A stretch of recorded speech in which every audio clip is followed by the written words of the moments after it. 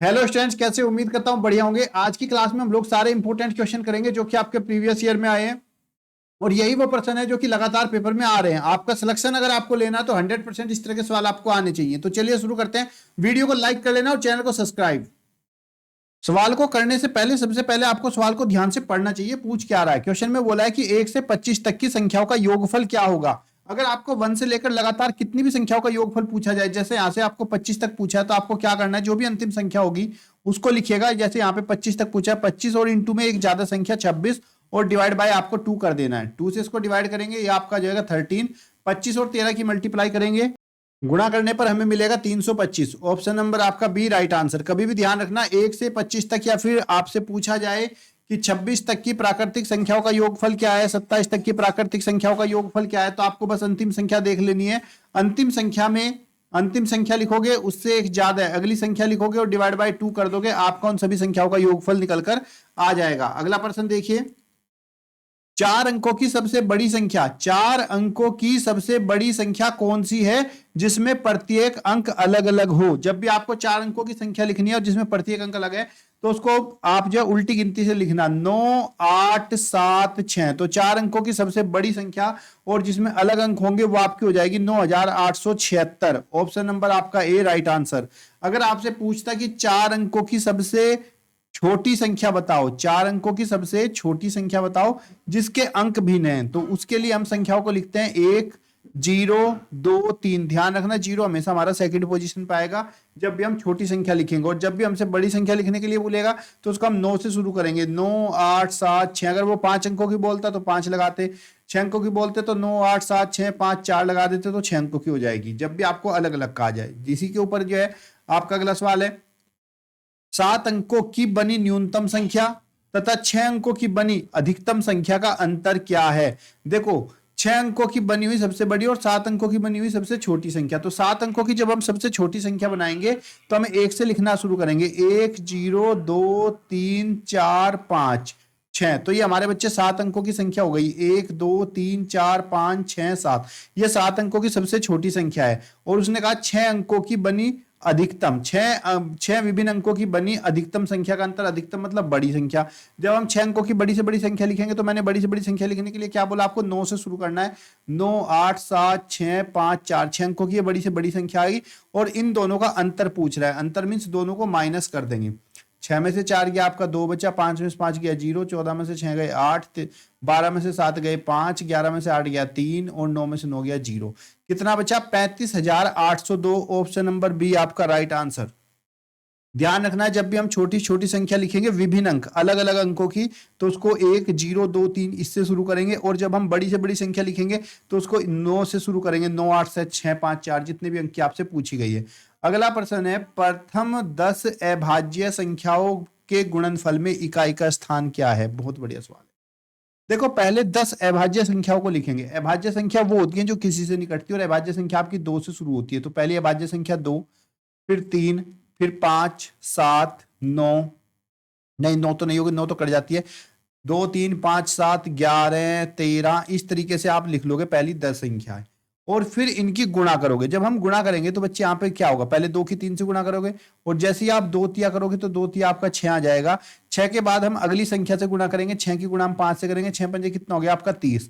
जैसे ही हम कभी भी गुणा करते हैं संख्याओं की, और संख्या की गुणा करने पर हमें इकाई का अंक अगर यहाँ पे कहीं पे भी 0 मिल जाए, तो ऐसी कंडीशन में हम कितना भी 0 कर लें उन सब का इकाई का अंक हमारा 0 ही आएगा। ऑप्शन नंबर डी आपका राइट आंसर। अगला प्रश्न है, संख्या आपकी 3207 गुणा 12 गुणा 17 गुणा 13 में इकाई का अंक क्या होगा? इनके गुणनफल में इकाई का अंक बताना है।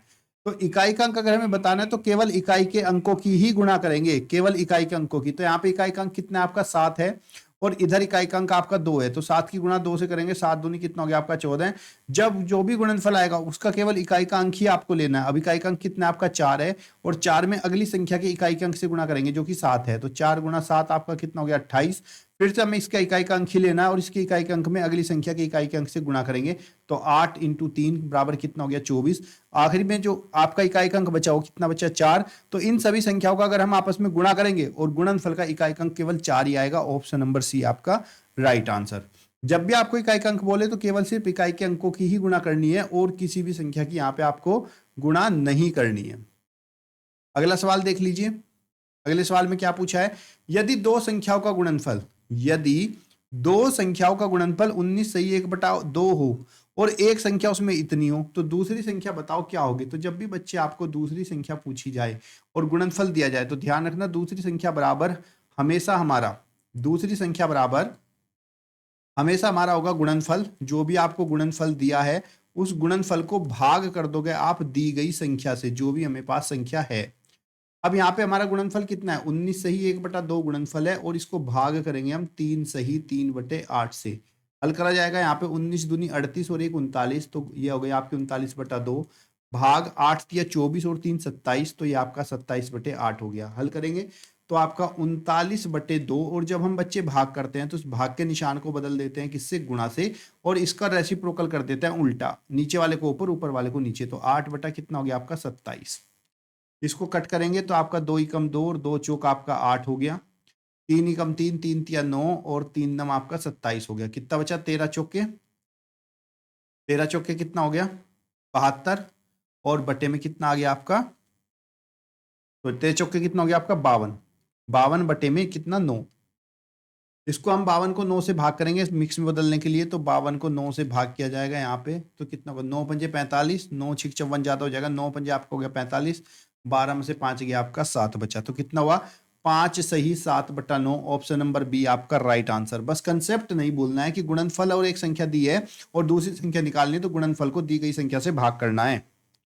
दी गई संख्याओं में हमें बताना लासा क्या होगा। देखो यहाँ पे आपकी सब घात में दी गई है और नीचे वाली संख्या एक जैसी है, तो ऐसी कंडीशन में अगर आपको लासा निकालना है तो जिसकी घात सबसे बड़ी होगी, जिसकी घात सबसे बड़ी होगी वही आपका लासा हो जाएगा। तो ऑप्शन नंबर सी आपका राइट आंसर। अगले में पूछा आपको इसमें इसका बताओ लासा क्या होगा, तो इसी तरीके से आप यहाँ पर भी लासा को छांट कर बता सकते हो कि भाई 25 की घात 3 है, 25 की घात 5 है और 25 की घात 7 है। तो अगर हमें लय से निकालना हो तो मैंने क्या बताया, जो सबसे बड़ी घात होगी, देखते ही आंसर दोगे, ऑप्शन नंबर सी आपका राइट आंसर। अगला प्रश्न है, आपको कुछ संख्याएं दी गई हैं और इन संख्याओं में बताना है इनका लासा क्या होगा। तो मैंने अभी बताया आपको जो सबसे बड़ी घातें होती हैं वही लासा होती हैं। तो हमारे पास यहाँ पर टोटल अंक कितने हैं, 2 की घात 3 है, 2 की घात 4 है और 2 की घात 1 है। तो हमारा जो पहला अंक आएगा वो 2 की घात 4 में आ जाएगा। इनटू में अब हम 3 को छांटते हैं, 3 में सबसे बड़ी घात ये है 3 की घात 3, तो यहाँ पे लिखेंगे 3 की घात हम 3 बच्चे। उसके बाद हम देखेंगे 5 की सबसे बड़ी घात क्या है, यहाँ पे 5 की घात 2 लगा हुआ है और यहाँ पे 5 की घात 1 और यहाँ पे 5 की घात 4, तो इनटू में 5 की घात 4 आएगा। उसके बाद वो अगली संख्या हमारी 7 है, 7 की सबसे बड़ी घात हमारे पास क्या है 2 है, तो फिर 7 की घात 2 आएगा और 7 की घात 2 के बाद अगली संख्या क्या है 11 है, जो कि केवल यहीं पर ही है, और 11 की घात 1 है तो इनटू में 11 आएगा। तो यही हमारा लासा हो जाएगा, 2 की घात 4, 3 की घात 3, 5 की घात 4 और 7 की घात 2 और 11। ऑप्शन नंबर ए आपका राइट आंसर। यहां पर आपको कहा गया कि 4 अंकों की बड़ी से बड़ी संख्या जिसे 6, 8, 10 और 12 से भाग देने पर हर दशा में 4 शेषफल बचे। अगर हम 4 अंकों की सबसे बड़ी संख्या बात करें तो 4 अंकों की सबसे बड़ी संख्या ये होती है, लेकिन हमें तो वो संख्या बतानी है जिससे हम इनको भाग करें बड़ी से बड़ी को और भाग करें 4 शेषफल बचे। तो उसके लिए क्या करेंगे, जिन संख्याओं से हमें भाग करना है जो कि हमारे पास 6, 8, 10 और 12 दी गई हैं, सबसे पहले इन सभी संख्याओं का एलसीएम निकाल लेंगे। इसको हल करने पर हमारा एलसीएम जो है वो 120 आया। अब हमें क्या करना है, इस एलसीएम से इस 4 अंकों की बड़ी से बड़ी संख्या को भाग कर देना है। इसको भाग करने पर हमारे पास जो शेषफल है वो 30 बचेगा। अब आपको क्या करना है, जो आपकी 4 अंकों की बड़ी से बड़ी संख्या थी इसमें से इस शेषफल को माइनस करेंगे। माइनस करने पर मिलेगा हमें 9,960। ये वो संख्या है जिसको हम इससे भाग करेंगे ना तो ये पूरी पूरी कट जाएगा। ये पूछता है कि छोटी छोटी संख्या बताओ जो बड़ी से बड़ी संख्या जो इनसे कट जाए, तो ये आंसर आता है। लेकिन वो कह रहा है कि 4 शेष भी बचना चाहिए, तो जो भी हमारी संख्या आएगी उसमें हम 4 प्लस कर देंगे और 4 प्लस करने पर हमें संख्या मिलेगी 9,964। ऑप्शन नंबर आपका सी राइट आंसर हो गया। फिर से समझ लो, हमें जिन संख्याओं से भाग करना है उसका हमें एलसीएम निकालना है, और क्योंकि 4 अंकों की बड़ी से बड़ी संख्या बोला है तो 4 अंकों की बड़ी से बड़ी संख्या होती है 9 को 4 बार लिखेंगे, जो भी एलसीएम आएगा इससे इसको डिवाइड करेंगे। डिवाइड करने पर जो शेषफल हमारा बचेगा वो शेषफल हम इस संख्या से माइनस करेंगे, तो माइनस करने पर हमें वो संख्या मिल जाएगी जो इनसे पूरी पूरी भाग होती है। लेकिन हमसे पूछा 4 शेषफल बचना चाहिए, तो जितना भी हमें शेषफल चाहिए वही संख्या हम प्लस कर देंगे और हमारा आंसर आ जाएगा। इसके बाद आपका अगला सवाल है, इस वाले सवाल में आपको पूछा गया है कि दो संख्याओं का अनुपात है 5:11, तो उनका मास 13 है, तो वो संख्याएं क्या होंगी। तो अगर मुझे संख्या निकालनी है तो पहली संख्या के लिए मैं क्या करूंगा, 15 इंटू 13, जो भी हमारा अनुपात है संख्याओं का उसकी मासा से गुणा कर दूंगा। तो जब मैं 15 की गुणा करूंगा 13 से, तो 15 की 13 से गुणा करने पर मुझे मिलेगा 195, तो एक संख्या मेरी 195 हो जाएगी। दूसरी संख्या के लिए मैं 11 की फिर जो दूसरा अनुपात है उसको फिर से मासा से गुणा करूंगा, 11 इंटू 13, 13 की 11 से गुणा करूंगा तो 143 आएगा। ऑप्शन नंबर आपका ए जो है वो राइट आंसर हो जाएगा। अगला प्रश्न है, यदि 72 तथा 180, क्या कहा गया, यदि 72 तथा 180 का मास 36 है तो उनका एलसीएम बताओ। तो अगर हमें एलसीएम पूछ रहा है तो हमें क्या करना है, जो भी हमें संख्या दी गई है दोनों संख्याओं की आपको गुणा करनी है, संख्याओं का गुणनफल डिवाइड बाय इनका मास है। मास है कितना है, 36, हल करेंगे 36 दूनी 72, 18, 180 दूनी 360, तो उन संख्याओं का एलसीएम 160 होगा। ऑप्शन नंबर बी आपका राइट आंसर। मुझे कमेंट बॉक्स में बताना बच्चों आपको ये सारे क्वेश्चन समझ में आए कि नहीं आए। साथ ही क्योंकि ये जो क्वेश्चन आपको मैंने कराएंगे ये सारे वो क्वेश्चन है जो आपके लगातार पेपर में आ रहे हैं, यानी कि मोस्ट इंपोर्टेंट क्वेश्चन है ये, इनसे बाहर से कोई क्वेश्चन पेपर में नहीं आने वाला। तो वीडियो को लाइक कर लें, चैनल सब्सक्राइब। तब के लिए धन्यवाद। जय हिंद, जय भारत।